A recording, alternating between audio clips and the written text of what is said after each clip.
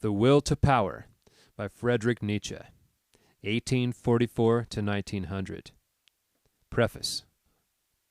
Of what is great one must either be silent or speak with greatness. With greatness, that means cynically and with innocence. What I relate is the history of the next 2 centuries. I describe what is coming, what can no longer come differently, the advent of nihilism. This history can be related even now, for necessity itself is at work here. This future speaks even now in 100 signs. This destiny announces itself everywhere.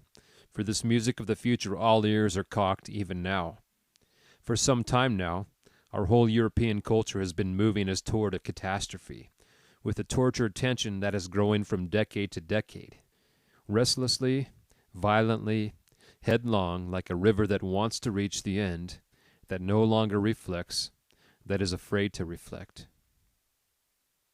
He that speaks here, conversely, has done nothing so far but reflect. A philosopher and solitary by instinct, who has found his advantage in standing aside and outside, in patience, in procrastination, in staying behind, as a spirit of daring and experiment that has already lost its way once in every labyrinth of the future, as a soothsayer bird spirit who looks back when relating what will come, as the first perfect nihilist of Europe, who, however, has even now lived through the whole of nihilism, to the end, leaving it behind, outside himself.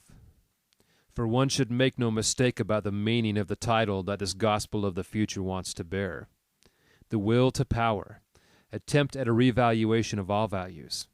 In this formulation, a counter-movement finds expression, regarding both principle and task, a movement that in some future will take place of this perfect nihilism, but presupposes it, logically and psychologically, and certainly can come only after and out of it. For why has the advent of nihilism become necessary?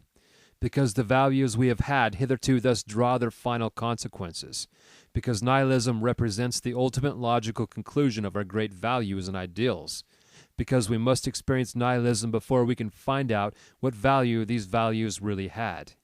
We require, sometimes, new values.